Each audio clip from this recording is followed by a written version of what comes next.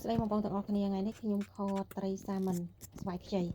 ត្រីសាម៉ិនណាបើខ្ញុំខខ្ញុំចូលចិត្តយកអាត្រីមានឆ្អឹងកាត់កង់ចឹង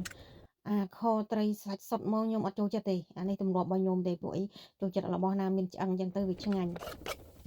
ចឹងខ្ញុំកូរស្ករឲ្យក្រហមចឹងហើយបានខ្ញុំដាក់ខ្ទឹមសហើយនឹងប្រេងខ្យងនេះប្រេងខ្យងធ្វើខ្លួនឯងទេហើយដាក់ទឹកស៊ីអ៊ីវពណ៌ខ្មៅហើយនឹងទឹកស៊ីអ៊ីវធម្មតាចឹងខ្ញុំកូរស្ករនឹងចូលគ្នាឲ្យលាយហើយបានខ្ញុំយកត្រីមកដាក់ពីព្រោះអីត្រីសាម៉ិនណាបងប្អូនពេលដែលយើងខយើងកូរត្រឡប់ចុះត្រឡប់ឡើងបែកវល់ពេញនឹងហើយខ្ញុំរឿងខខ្ញុំអត់ចូលចិត្តខទឹកច្រើនទេហើយខ្ញុំចូលចិត្តដាក់ម្រេចឲ្យច្រើនដូចយើងច្រងទលេហើយចឹងណាហើយខ្ញុំមកងាស់ភ្លើងតិចដូចយើងផ្ងុំបាយចឹងតិចក្របចោលចឹងទៅដូចយើងផ្ងុំបាយចឹងតែតិចទៅត្រីឆ្អិនហើយខ្ញុំអត់សូវចូលចិត្តខដាក់ទឹកច្រើនឲ្យតែខ្ញុំខត្រីខ្ញុំចូលចិត្តរៀងខាប់អានេះទម្លាប់របស់ខ្ញុំឯងបងប្អូនអើយព្រោះយើងម្នាក់